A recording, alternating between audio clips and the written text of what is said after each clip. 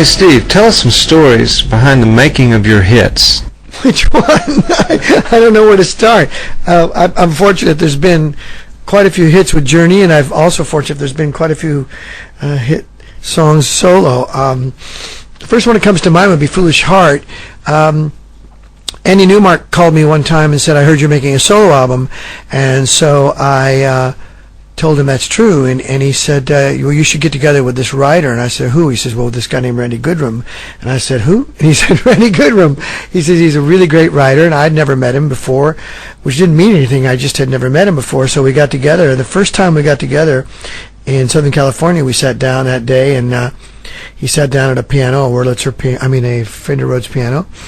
And the next thing I know, this song "Foolish Heart" was starting to evolve, and right before our eyes, we had the melodies, the arrangement, and then right after that, we just sculled out the lyrics, as he said, and in about a couple hours, and that song was done by the end of the day, and all it needed to do was to be tracked, and it was so definitive, that demo, as far as the emotion of a song, that we had cut it a couple of times with a full band, and what ended up happening was we went back to the demo and let it tell us what we loved about the song, and went back and recorded with a drum machine like the demo was done, the basic track, and then overdubbed on top of that to get that mesmerizing sort of consistent feel that we loved in the demo.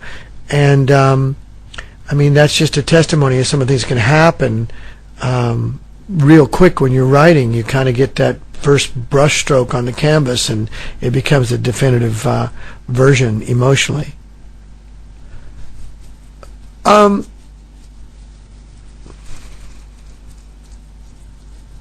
Separate Ways was a song that was evolving right in front of our eyes when I was in Journey. We had a rehearsal facility out in Oakland, California, and we would sit there in this warehouse and sometimes just jam ideas. And that day I picked up the bass and I started just sort of chugging away, and Steve Smith started playing, and Neil jumped in, and before you knew it, the verse of Separate Ways was taking shape. And then of course John came up with some changes, and Neil came up with some changes, and I came up with some melodies to the changes, and arranged on the spot was Separate Ways.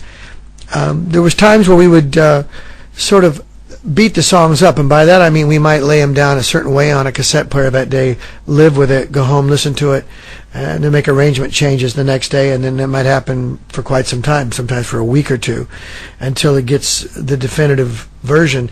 But it can continue, that sort of changing can continue into the studio, and at the last minute you can get another perspective and say, I think that that last bridge doesn't need to be that long, and you cut it in half.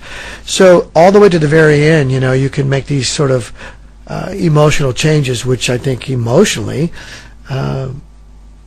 make the song the definitive version, which is, in my opinion, what is the most important, is to find the definitive version of a song that's never existed before. And that's the challenge, to emotionally be sensitive to what that is, and hope that your compass is right, to the point that it becomes a definitive version that people call timeless as years go by. Steve, are you working with a record label right now?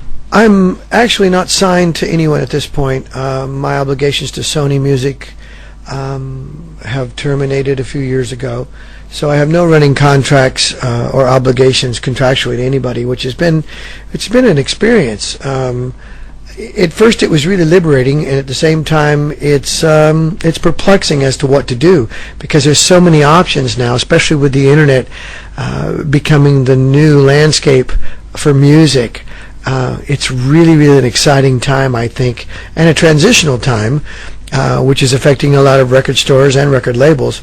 But I think for artists, especially for artists, I think that the internet is one of the most exciting transitional places that people can do the music they love and not have somebody tell them anything about it, where they can truly love what they do and do what they love, and put it out there for the populace to decide as opposed to maybe some record executive.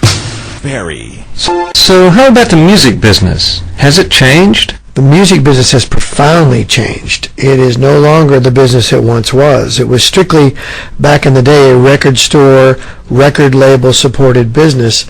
It is no longer that because of the internet and the availability to get so much music at your fingertips through a computer. It's just an amazing new landscape of music, and I, for one, am not one who has a problem with anything to do with music on the internet. I think that with radio also being so closed down corporately, and the record labels closing down corporately, and also record stores starting to wane as a result of the above,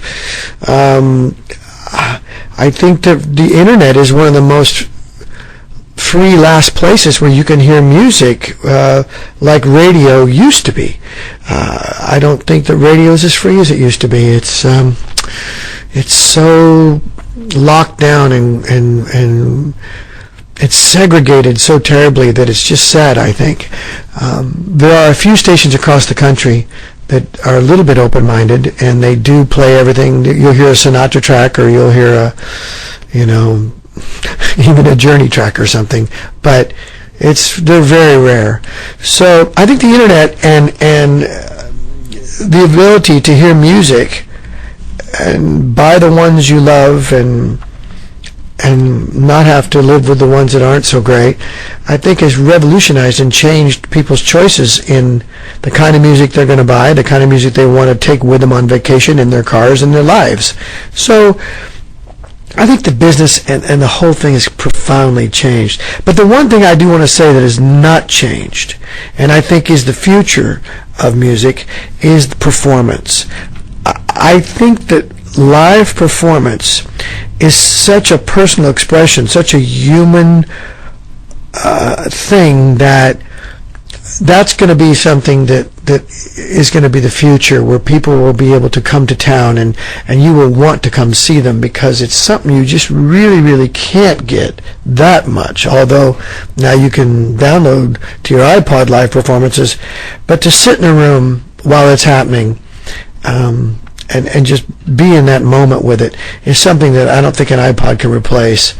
And it sure is a great interaction for artists to be in front of an audience, and an audience to be in front of artists is just a special thing that I personally will never forget, and who knows, someday would look forward to again.